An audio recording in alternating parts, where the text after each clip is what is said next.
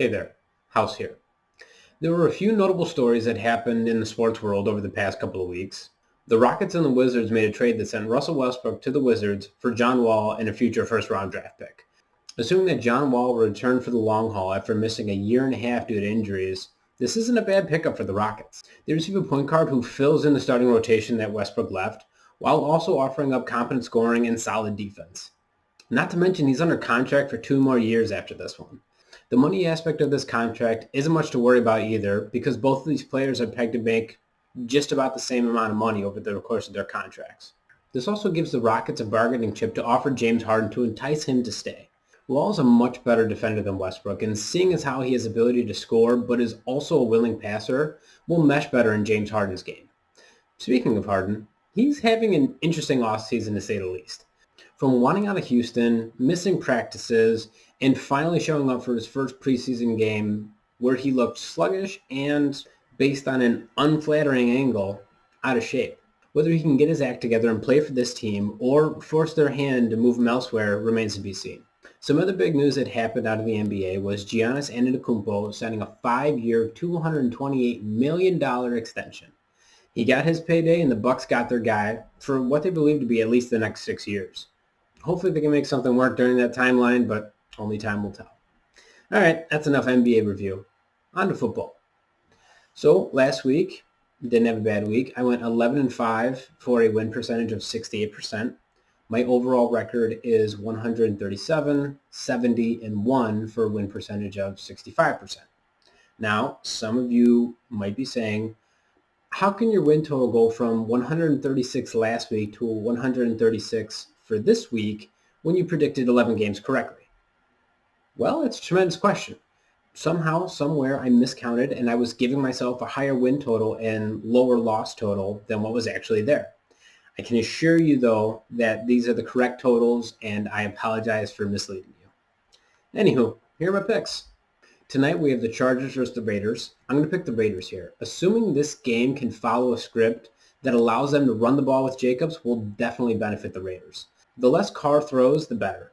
The Chargers have the offensive ability to put up some points, but their defense gives up points just as quickly as the offense can score them, leaving this a favorable matchup for the Raiders to really balance out that attack and run the ball, something they were not able to do last week. Bills versus Broncos. Let me take the Bills here. They played really great against one of the top-tier defenses in the league this year in Pittsburgh. They should have no trouble against the Broncos. Panthers versus the Packers. I'm going to pick the Packers. They took their place atop the NFC conference last week with a win and a Saints loss. They'll look to maintain that spot against a Panthers team that is still dealing with receivers on the COVID list, as well as McCaffrey. Not sure if he'll be available. Bucks versus the Falcons. I'm going to take the Bucks here. Bears versus the Vikings. I'm going to pick the Vikings. The Bears had a nice offensive output against a not-so-great defense in Houston. The Vikings will offer up a bit more resistance in this matchup. 49ers versus the Cowboys. I'm going to pick the 49ers here. The Cowboys got a win against a bad Bengals team, but this week they'll be playing a 49er team that is getting healthier by the week. From getting their top 2 running backs back a couple weeks ago to George Kittle being activated off the IR this week, I'm giving the 49ers the advantage here. Lions versus the Titans. I'm going to pick the Titans here. Derrick Henry showed once again that he is a man amongst boys with his dominating performance last week.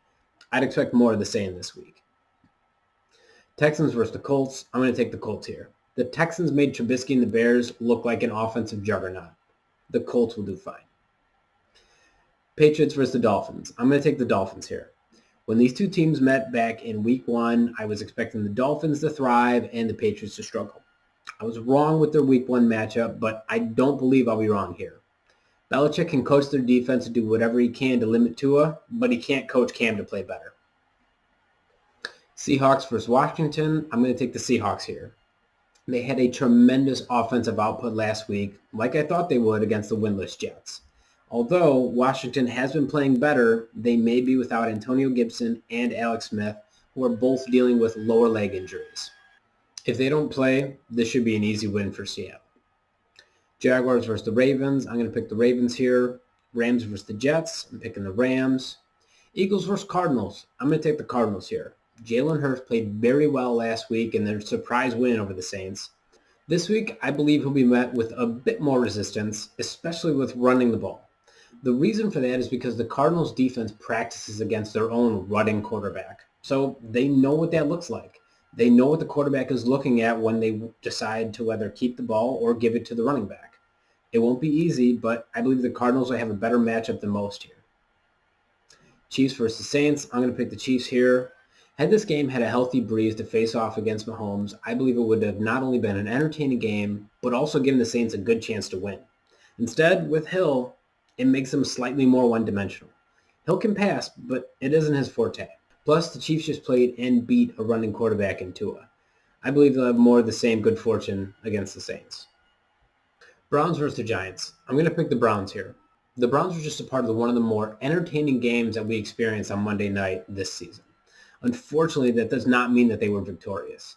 I do believe, however, that they will take that offensive momentum into this game against the Giants team who didn't play their best last week and still are dealing with some injuries at the quarterback position. If McCoy is forced to start, the Giants will not win this game. And last, we have the Steelers versus the Bengals. I'm going to pick the Steelers. I know they've been playing very bad over the past 2 weeks. Fortunately for them, they get to play the Bengals in a very favorable matchup. Look for the Steelers to break the 2-game skid. Well, there you have it. Those are my picks. Thank you for tuning into the House Report. As always, I hope this week goes better than last week. Check back in as the games progress just to see how good or bad I'm doing. And remember, you'll win some and you'll lose some. But the house always wins.